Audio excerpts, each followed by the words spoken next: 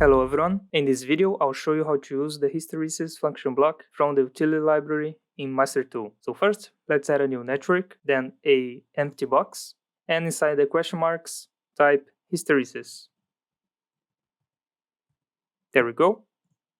Now, this function block has 3 inputs and 1 output. Each one of these 3 inputs accepts an integer value, and the way this function block works is it takes a integer value from the input, and based on the high and low values it will enable or disable its output, and it also has a deadband which you can calculate subtracting the high value from the low value, and we will see how it works in practice. So now let's create and assign our variables. So let's say his input,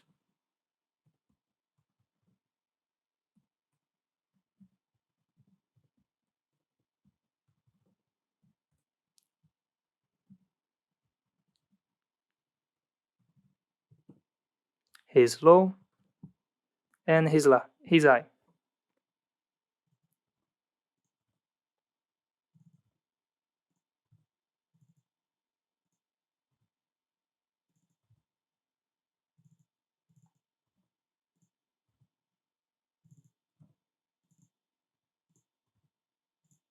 Okay, now let's log into the virtual controller.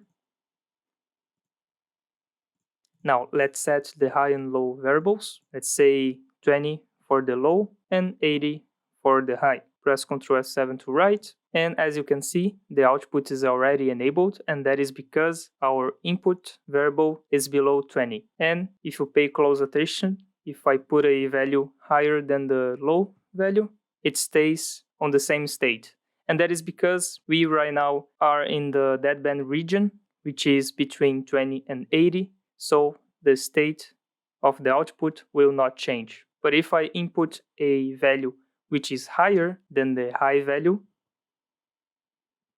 it will disable its output. And if I put a value that is between the deadband,